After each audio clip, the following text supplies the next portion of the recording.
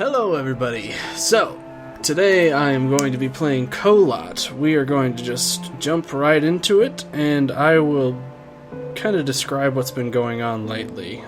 Sorry, I'm fiddling around with my timer here. Alright, it says... So the reason why that said continue is because I actually filmed a little bit of this beforehand, but the capture software that I was using did not work. The footage was completely unusable. So, I'm restarting. 56 years ago, Russia, the northern Ural Mountains. A group of 9 students of the Ural Polytechnic Institute embarked upon a difficult winter expedition to reach the Otorten mountain. Their journey seemed to progress according to plan.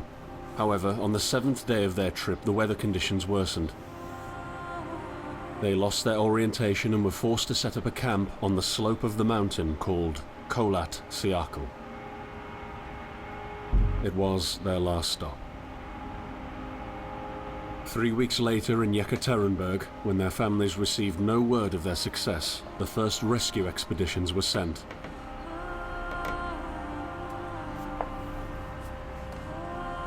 On February 25th, 1959, an abandoned encampment was found. The tent was torn down and covered with snow, with all the group's belongings left inside. Further examination revealed it was cut from inside out. The surrounding footprints indicated the crew had fled the tent. They were barefooted. This suggests a frantic escape, characteristic of people scared out of their wits. 2 sets of prints led to a forested area down the slope. The rescue team found an improvised fireplace and 2 bodies. They were lying in but their underwear, with cuts and scratches to their limbs, suggesting they had tried to climb the tree in panic. What could terrify them so much? The next 3 bodies were found scattered a few hundred meters from the first discovery. One of them had suffered a fractured skull, this despite no evidence of a struggle. It took the spring thaw 2 months later to enable the rescue team to find the rest of the victims. The last 4 skiers were found buried in a thick layer of ice and snow. Their autopsies led to even more bizarre findings. All of the bodies had severe internal injuries caused by an undetermined force, similar to that of a serious car accident. No external damage nor bruises were visible, besides a tongue ripped from one victim's mouth and a strange orange skin color. Much speculation arose from these puzzling events. Such theories included attack from the local tribesmen, from an avalanche, or animals. Each theory, however, only served to create more questions. The truth behind this tragic course of events remains unexplained to this day. What really happened? Maybe the answer still waits to be discovered, deep under the snow. So, yeah, this story is pretty freaky. A little backstory for me about Kholat is I actually read a lot about this incident muchly. That's not a real word, but I've actually done a lot of digging into what's gone on and happened with Kholat, and it's pretty crazy. Eerie. So, anyway, there was something I covered last time I tried to record this video that I wanted to say, and that was I'm making a change for the channel. Obviously, I'm doing some video game footage playing. You know, you get to sit here with me and play games with me. I'm calling the series IMMA-GONNA-PLAY, I think. It's a working title, but I kind of like that name, but we'll see. Anyway, what I wanted to say was, you might remember, for those of you who have been around for a long time, I've had 2 channels, which is the McKay Games and then McKay Medium, which you're on right now. I used to upload all of my entire playthrough of things on McKay Games, and then my highlight reels would come onto the McKay Mediums. This proved to be a lot more work than I needed or wanted, because I play a lot of games. I mean, if I'm not writing music, I'm playing games, pretty much. And that caused problems because it pretty much discouraged me from uploading videos of me playing my games, because every time I'd upload a video, that meant I had to make a highlights reel for McKay Medium.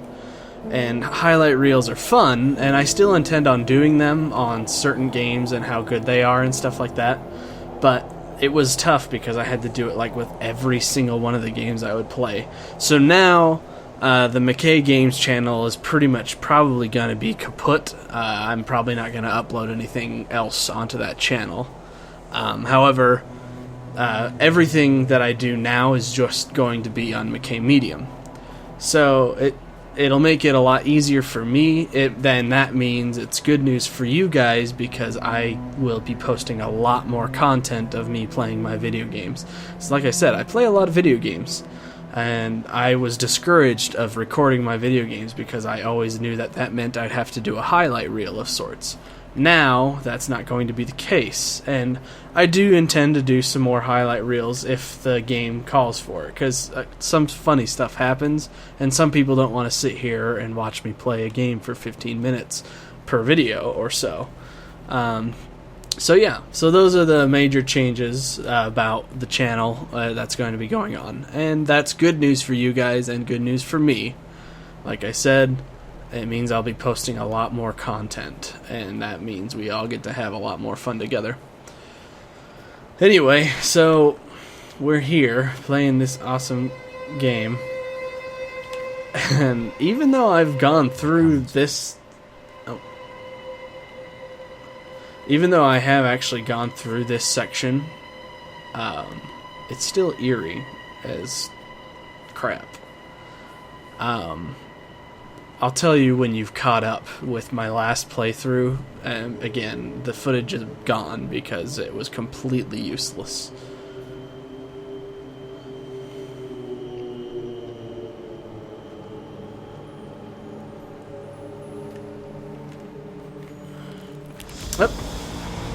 Oh, okay. I forgot about that hole again. In the end, alright. The only thing I saw was a flash. An insufferable burning light. The pain ripping apart my body. So I felt it tearing out of my soul. After a while, I was nobody. Nothing. okay. The light went out and I vanished into overwhelming darkness. I welcomed the end with delight. So okay, so we're caught up now. This is as far as I got before my timer went off. Or no, the capture software I was using had a time limit, and so it cut off early. And yeah, so now we're up to speed together, and I have no idea what's about to happen. So here we go. So far, the atmosphere of this game and the music is really intense. I'm definitely into it. The graphics look really good. I mean, graphics aren't everything, and I'm a true believer of that. But they don't hurt, especially when they add to the aesthetic. And they've done a really good job with this snow, if you ask me. I really hope that Skype thing didn't get captured. It probably does, though. I'll just have to blur it out or something. Alright. Let's see.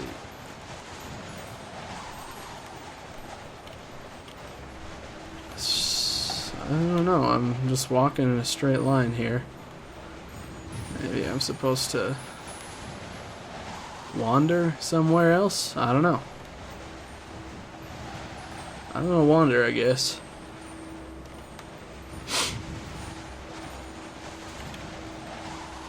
What the heck?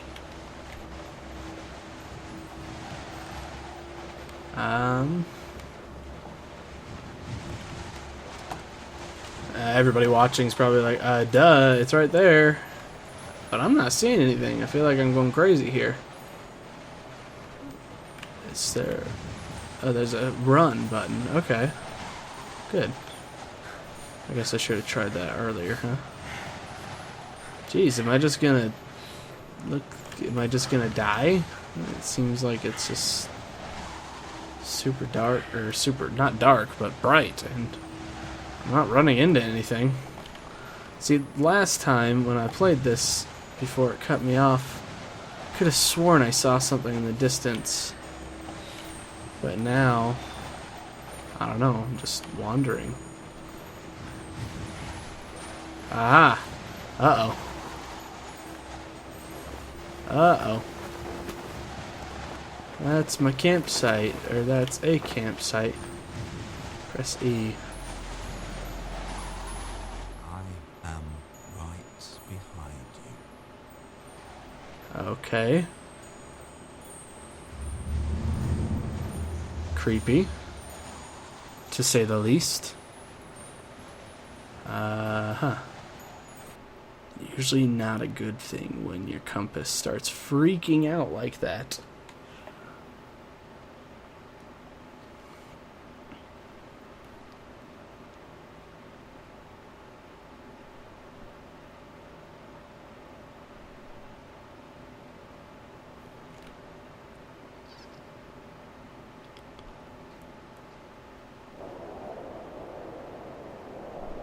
Act 2. Have you ever tried to hold on to your humanity?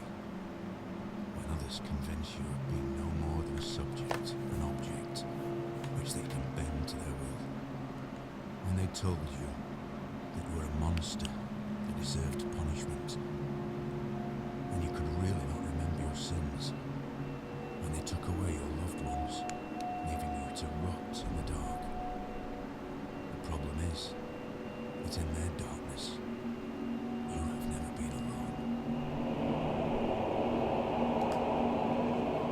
Something off in the distance there. See that red light? Anybody else see that red light? It looks like maybe it's a little tower or something, I don't know. So, fun thing, that narrator is Sean Bean. You know, the guy that infamously dies in every single thing he participates in. F1 for survival info. Is tiring. Adjust the pace to the surrounding conditions so you don't exhaust your organism. Before setting off for a longer journey, rest in the camp and set a goal for a safer route. You can focus right mouse button on any object trying to take a look better. Lighting your way with a flashlight, you become more visible. Observe the environment carefully before navigation with the help of the map and compass. Barely accessible rocky notches may lead to interesting places and shortcuts. To gain access to them, you'll sometimes have to squeeze through left control low-lying obstacles or jump off them. Okay. So this is like a survival game of sorts?